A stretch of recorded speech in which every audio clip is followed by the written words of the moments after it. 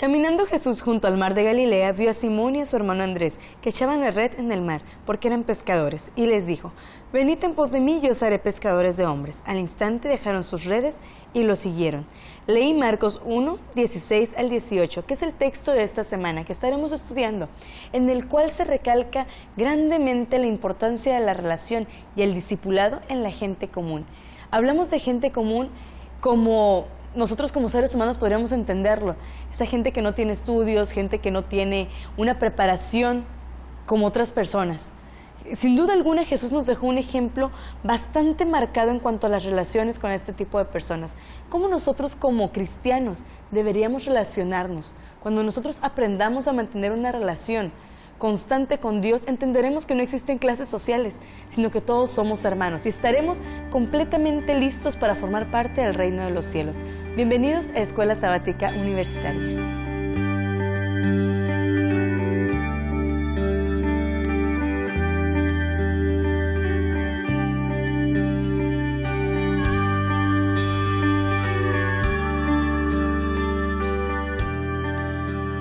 Bienvenidos a Escuela Sabática Universitaria, soy Keila Urbano y es un placer para mí que nos acompañen ya en la lección número 6 de este trimestre. Estamos ya casi a la mitad de esta lección en la cual estuvimos hablando sobre el discipulado en las diferentes áreas de nuestra iglesia.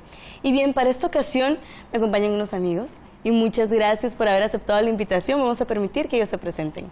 Hola, ¿qué tal? Mi nombre es Ani Torres, soy de Cuautla, Morelos y estudio Comunicación y Medios. Bienvenida, Ani. Mi nombre es Elías Antonio Luis Félix, acabo de terminar la escuela de medicina este verano, tengo 25 años. Bien, bienvenido Elías, muchísimas gracias una vez más por haber aceptado la invitación y durante esta semana estuvimos estudiando el discipulado en la gente común y venía entre comillas gente común porque es muy importante que aclaremos ese término. Pero antes de empezar a adentrarnos sobre este tema, ¿qué te parece Elías si nos diriges en oración? Claro. Bendito Padre Celestial que moras en las alturas de los cielos, te queremos dar muchas gracias por todo lo que nos has dado, gracias porque nos permites estar aquí reunidos para estudiar y aprender un poco más de tu palabra. Quédate con nosotros en Cristo Jesús. Amén. Amén. Muchas gracias, Elías. Ahora sí, vamos a explicar un poquito este término de gente común. ¿A qué se refiere la lección a gente común? Elías. Yo creo que la Biblia hace, como tú mencionabas, ese énfasis en gente común entre comillas, porque realmente ese concepto existe solo para nosotros, porque para Dios realmente todos somos iguales, o sea, no hay gente ni común ni gente más extraordinaria. Ante los ojos de Dios todos tenemos el mismo valor. Bien, Ani. Bueno, en este caso de la lección se refiere a Jesús al término pobre o al término que estamos tratando, pues cuando Él vivió en esa época fue humilde. Entonces, yo creo que eso definiría otras cosas con respecto a las personas y como él comenta, lo vemos nosotros como algo ya de la realidad, a lo que estamos acostumbrados que no debería ser así en términos generales, pero así lo vemos en este caso. Claro, y es que era muy lógico, se marcaba muy directamente en la lección cuando se mencionaba a la gente común, que mencionaba a los carpinteros, a los pescadores. Y si nos damos cuenta, los discípulos de Jesús prácticamente era gente común. Era gente no estudiada, gente no letrada. Jesús se relacionaba con este tipo de gente. Y si nosotros, como Ani mencionó hace un momento, recordamos un poco, Jesús venía de esta cuna. ¿De acuerdo? Yo los invito por favor para que me acompañen a Lucas 2:21. Lucas 2:21. Bueno, y dice, si a los 8 días, cuando era tiempo de circuncidar al niño, lo llamaron Jesús, el nombre que el ángel le había dado antes de ser concebido. Y bueno, más adelante empieza a explicar cuáles son el versículo 24. Y para ofrecer en sacrificio un par de tórtolas y dos pichones, conforme a la ley del Señor, que venían levíticos, ¿recuerdan? Entonces, José y María no estaban en posibilidades para ofrecer algo mayor. Eran de la gente humilde. Eran de la gente común del pueblo, como nosotros lo llamamos regularmente, gente común. Ellos ofrecieron los dos pichones, entonces nos damos cuenta que Jesús no era de dinero, como también es otro de los términos que utilizamos, no era de dinero. Elías, ¿qué es lo que tú puedes observar en la relación de Jesús con el pueblo, con esta gente común? Pues eso es algo muy interesante para remarcar, porque a mí me parece que en el reino de Dios, con lo que Jesús nos vino a enseñar, pareciera que la economía, como quien dice, está al revés de como nosotros la entendemos. Estaba pensando en Marcos, por ejemplo, 9, del 33 al 37. No lo voy a leer todo, pero los discípulos estaban discutiendo acerca de quién era el mayor o quién era el menor. Y Jesús les dice algo que es totalmente opuesto a lo que ellos entendían, que es normalmente como nosotros lo entendemos, lo que ellos estaban pensando. Y Jesús les dijo, si alguno quiere ser el primero, tiene que ser el postrero de todos y el servidor de todos. Y tomó un niño y lo puso en medio de sus brazos y les dijo, el que reciba en mi nombre a un niño como este, me recibe a mí, y el que me recibe a mí no me recibe a mí, sino al que me envió. Entonces podemos ver que realmente para Jesús el ser humilde, el estar, el tener esa capacidad de ser abierto a recibir a cualquier persona, eran las personas que tenían más importancia en su reino, a diferencia de hoy como nosotros, de que si tiene ciertas cualidades es que los recibimos con más gusto. Claro, tristemente. Lamentablemente. Y Ani, sí, Ani, ¿cuál es nuestra actitud?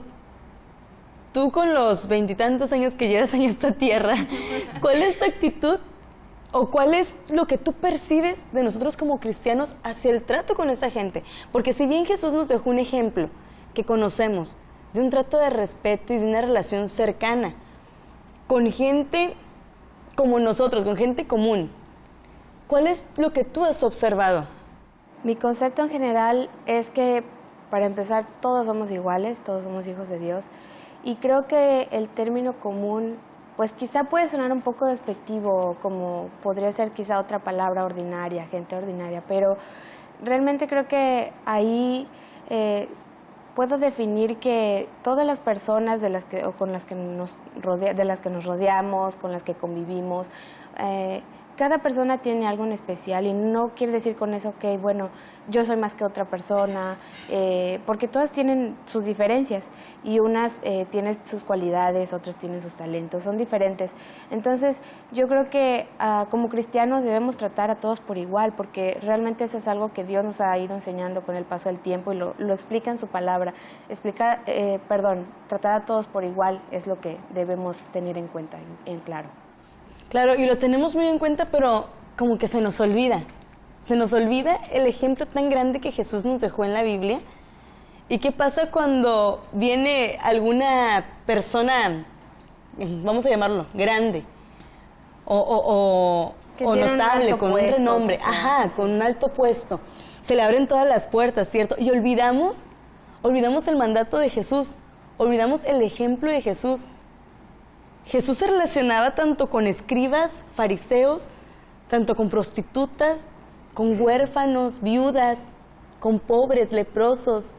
Jesús tenía una gama extensa. Era un relacionista público al por mayor. Entonces, nosotros como cristianos como que olvidamos esto. Y dejamos de pensar, yo creo, ahorita estoy pensando en los discípulos, Elías. Eran 12. Cada uno con diferente carácter. ¿Cuál fue el discípulo que más te impactó a ti, Elías? De los 12 que tú conoces, ¿cuál fue el que más ha marcado tu vida? De los 12 apóstoles de Jesús, la lección menciona mucho sobre Pedro, y realmente creo que sí es uno de los que más tenemos que aprender, porque es uno de los pocos de los que se habla mucho acerca de sus rasgos de carácter, que podemos ir realmente viendo la evolución de Pedro, de cómo empezó cuando Jesús lo llamó, de que era un hombre testarudo, necio, de un carácter fuerte, iracundo. Áspero. Sí, muy, muy fuerte. Por eso Jesús le decía que le quedaba bien el nombre, de que era una piedra, ¿no?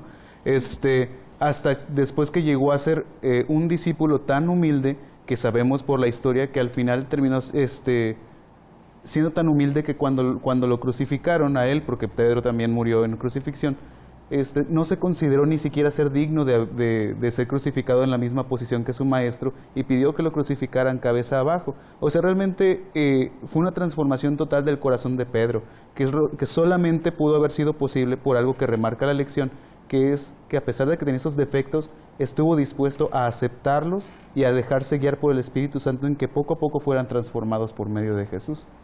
Entonces, Ani, gracias, Elías. Entonces, Ani, lo que Dios nos muestra aquí, o lo que Jesús nos recalca mucho en la experiencia de Pedro, es que no importa tu clase social, no importa tus estudios, porque Pedro era un pescador.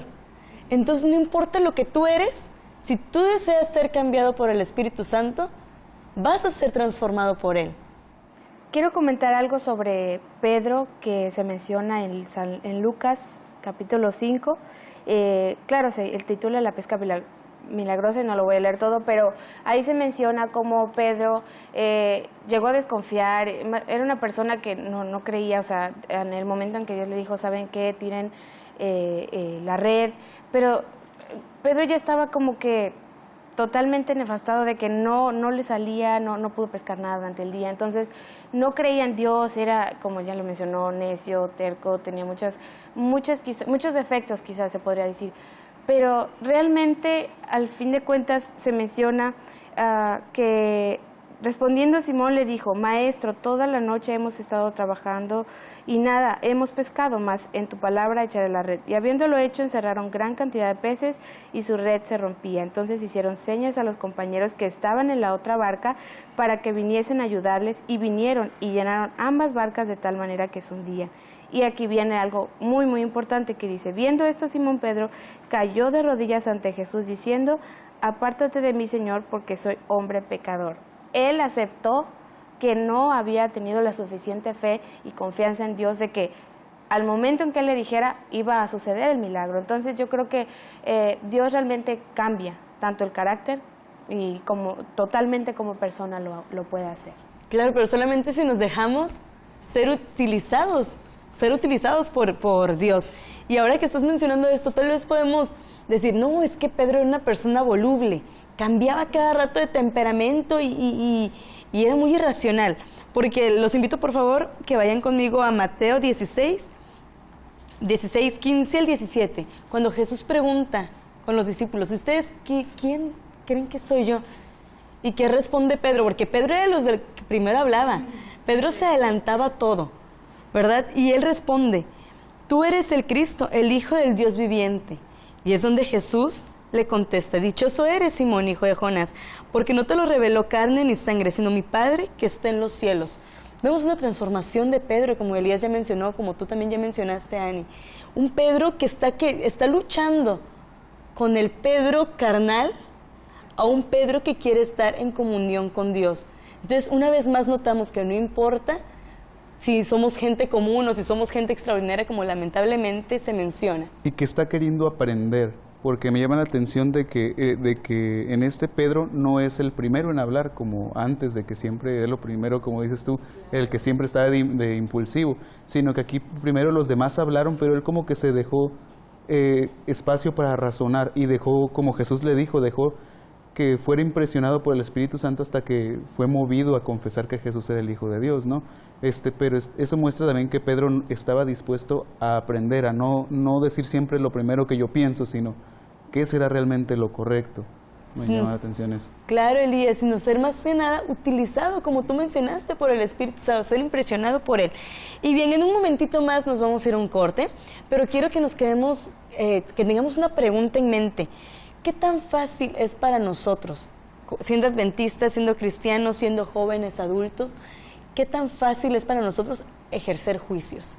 Independientemente en el nivel social que estemos, independientemente de los estudios que tengamos, ¿qué tan fácil para nosotros es hacer juicios? Y ustedes también en casa los invitamos para que dialoguen esta pregunta y en un momentito más volveremos para reflexionar en ella. Continuamos.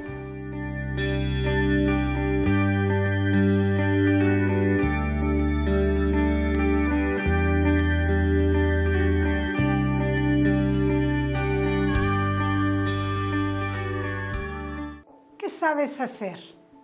Será lo primero que te pregunten cuando hayas terminado tus estudios.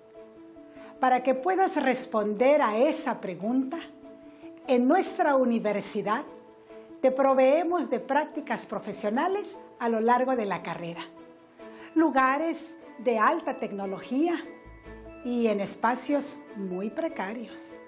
De modo que estés en condiciones de ejercer tu profesión con flexibilidad en distintos ambientes. Esas prácticas harán que sea fácil pasar de estudiante a profesional.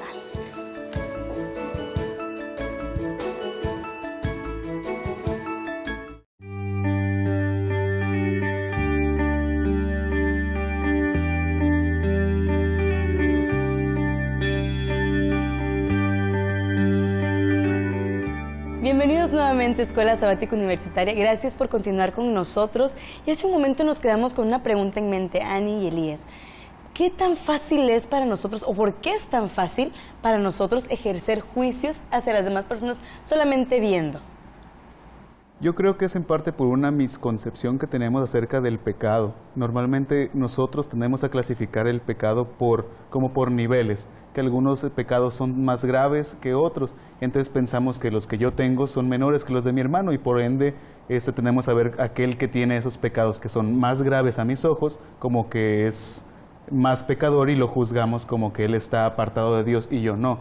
Pero podemos ver en Lucas 13, del 2 al 5, que Jesús les da a la gente con la que él estaba hablando una concepción totalmente diferente y le dice que si todos en general no nos arrepentimos, Jesús no está clasificando los pecados por niveles, le dice que todos, si no nos arrepentimos, pereceremos igual que aquellos que perecieron en Siloé y demás ejemplos que da Jesús, en los cuales podemos ver que para él esos pecados al final que podrían haber sido muy grandes, por así decirlo, van a tener el mismo resultado que una simple mentira o de esas que nosotros vemos casi sin importancia el día de hoy si no la confesamos ante Cristo. Claro, gracias Elías. Ani. Yo creo que en algún momento todos quizá hemos juzgado a alguien o hemos criticado, no sé, pero esto deberíamos tomarlo como algo de tener precaución, o sea, ser precavidos al momento de juzgar a alguien, porque tú no puedes, tú a veces no te pones en el lugar de la persona, tú no la puedes alcanzar a conocer 100%, no sé, en alguna clase, por ejemplo, algún compañero, si por algún motivo cometió algo, hizo algo o dijo algo que no fue quizá prudente y tú lo juzgas o lo criticas o algo en algún momento, pues ¿qué se dice de la persona, ¿no? O qué se diría, por ejemplo, de nosotros si llega a pasar eso en algún momento. Así que quizá como pecadores que somos, se nos hace muy, muy fácil juzgar a los demás. O sea, sin tener conciencia de lo que la persona que ya esté pasando o de lo que realmente sea. Así que creo que debemos tener un poco más de cuidado en eso. Claro, muchas gracias. Y es que somos demasiado visuales. Entonces, los seres humanos estamos acostumbrados a decir, veo a alguien, a una persona sucia, es una persona mala. Veo a una persona limpia, vestida con ropa elegante, es una persona buena. Y justamente esos esquemas son los que Jesús quiso romper cuando vino a esta tierra, porque esto no es del siglo XXI, esto es de hace muchísimo tiempo atrás. Entonces, nosotros como, aún siendo cristianos, aún autonombrándonos cristianos o hijos de Dios, aún caemos en este hoyo de juzgar a las demás personas. Y es ahí donde viene lo que la Biblia nos ha dicho sobre el valor de una persona. ¿Cuánto crees tú, Elías, que vale una persona? Pues vale tanto como que fue necesario que Jesús, siendo el Rey del Universo, viniera a morir por ella. Elena de White, como la lección también menciona, dice que Jesús hubiera venido a morir aunque hubiera sido nada más una persona la pecadora. Entonces vemos que para Dios el alma tiene un costo infinito. Precisamente me viene a la memoria un texto breve que dice del conflicto de los siglos, en el cual dice que cuando Jesús ya estemos en la tierra nueva, dice, volteando a ver a la multitud de los redimidos, dice que ve el precio de lo que costó por las heridas en sus manos y tanto el Padre como Él se sienten satisfechos, dice. Ese es el valor de un alma. Increíble. Y a mí me encanta también, los invito para que me acompañen al Lucas 12, 6 al 7, 6 y 7, y dice así: no se venden 5 pajarillos por 2 cuartos, con todo, ni uno de ellos está olvidado ante Dios. Y ahí estamos hablando de animalitos, ¿verdad? Y el 7 menciona, hasta los cabellos de vuestra cabeza están todos contados. No temáis, pues vosotros valéis mucho más que esos pajarillos. Entonces, si Dios se preocupa por esos seres tan pequeños que muchas veces nosotros como seres humanos los tratamos como insignificantes, ¿cuánto no se preocupa por un ser humano, independientemente la clase social en la que nosotros estemos ubicados? Y ya que estamos hablando sobre clases, Elías y Ani, el ideal de Dios es que nosotros seamos todos iguales, o nos tratemos todos iguales, porque ya somos todos iguales.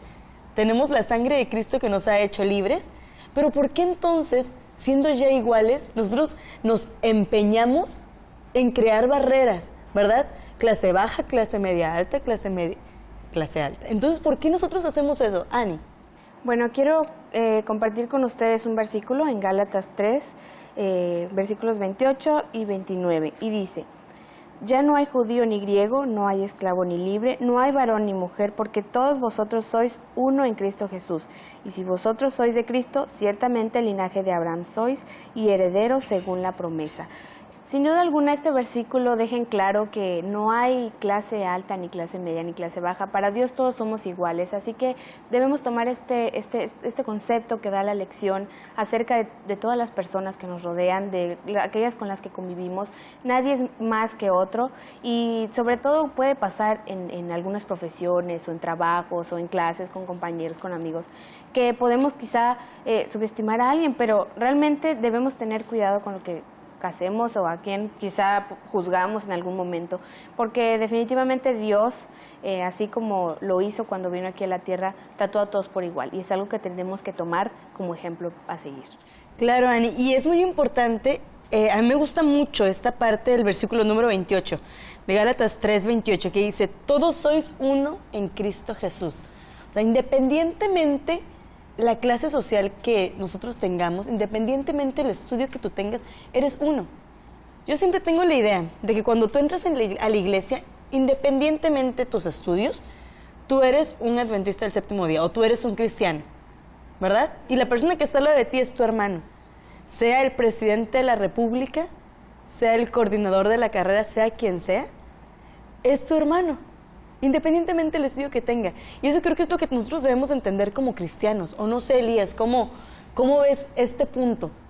Claro, voy a mencionar de nuevo a Pedro, pero después de que Jesús se fue al cielo, vemos en Hechos, todo el capítulo 10 nos cuenta el incidente con Cornelio, que Pedro tenía sus reservas de acercarse o no a Cornelio, porque lo veía como un inmundo, porque él no era de su círculo social, no era judío, lo rechazaba. Pero Dios le mostró por medio del sueño que tuvo, en el que descendían los animales, tanto puros como impuros, que Dios le dijo que no deberíamos como cristianos jamás rechazar a nadie, porque esas personas que nosotros vemos como inmundas o no, son personas por las cuales Jesús también murió, y por lo tanto tienen el mismo valor que yo, y se merecen escuchar el Evangelio de la misma forma. Claro, Elías. ¿Y entonces cómo nos debería afectar saber que Dios nos ama a todos por igual y que dio a su Hijo por todos nosotros? ¿Cómo nos debería afectar a nosotros como cristianos al momento de llevar el Evangelio, al momento de ser discípulos? Te voy a poner un ejemplo muy simple. ¿Cómo tratarías hoy si vinieran los hijos del presidente aquí entre nosotros? Muy bien, ¿no? Entonces, pues es lo mismo. No me acuerdo si es Elena de White o qué otro autor que menciona que debemos de tratarnos unos a otros como lo que somos hijos e hijas del Rey. Entonces, por lo tanto, mi hermano merece ese trato de parte mía.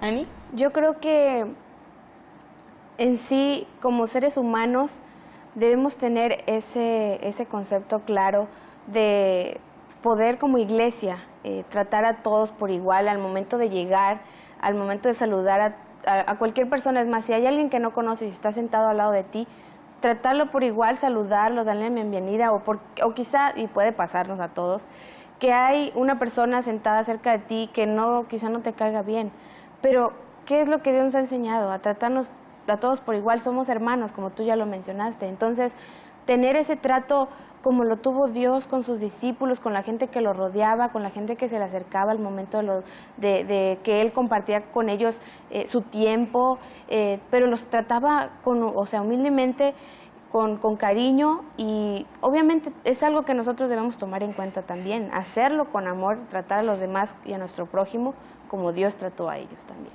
Claro, y ahora que estás mencionando esto, sobre el trato hacia las demás personas, las divisiones realmente que existen en nuestra época en cuanto a clases deberían afectarnos a nosotros como jóvenes al hacer discípulos, porque el punto de la elección es hacer discipulado en gente común, ¿ok?